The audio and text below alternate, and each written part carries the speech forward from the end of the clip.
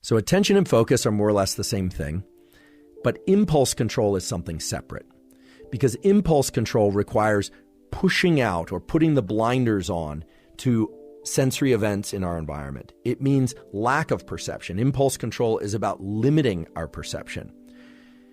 People with ADHD have poor attention and they have high levels of impulsivity.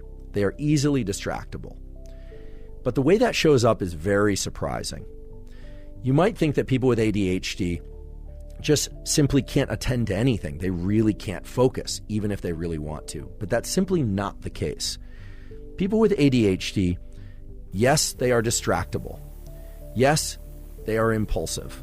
Yes, they are easily annoyed by things happening in the room. They sometimes have a high level of emotionality as well. Not always, but often. However, people with ADHD can have a hyper-focus, an incredible ability to focus on things that they really enjoy or are intrigued by. Now, this is a very important point because typically we think of somebody with ADHD as being really wild and hyperactive or having no ability whatsoever to sit still and attend. And while that phenotype, as we call it, that contour of behavior and cognition can exist, many people, if not all people with ADHD, if you give them something they really love, like if the child loves video games, or if a child loves to draw, or if an adult loves a particular type of movie or a person very much, they will obtain laser focus without any effort. So that tells us that people with ADHD have the capacity to attend, but they can't engage that attention for things that they don't really, really want to do.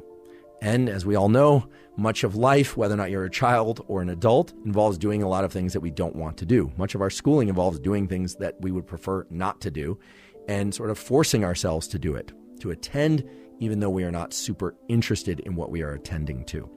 There are a couple other things that people with ADHD display quite often. One is challenges with time perception. Now, time perception is a fascinating aspect of how our brain works. And later we're going to talk about time perception and how you can actually get better at time perception. It's very likely that right now you are doing things that get in the way of optimal time perception. And I will tell you how to adjust your ability to measure time with your brain. People with ADHD often run late. They often procrastinate. But what's interesting and surprising is that if they are given a deadline, they actually can perceive time very well. And they often can focus very well if the consequences of not completing a task or not attending are severe enough.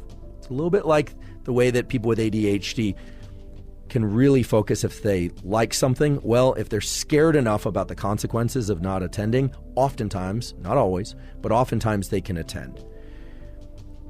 If they're not really concerned about a deadline or a consequence, well, then they tend to lose track of time and they tend to underestimate how long things will take. Now, many people do that, not just people with ADHD, but people with ADHD have challenges understanding how to line up the activities of their day in order to meet particular deadlines, even if it's just a simple thing like finishing one set of tasks before lunch.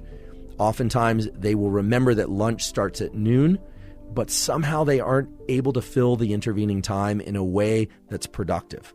And they can obsess about the upcoming deadline, for instance.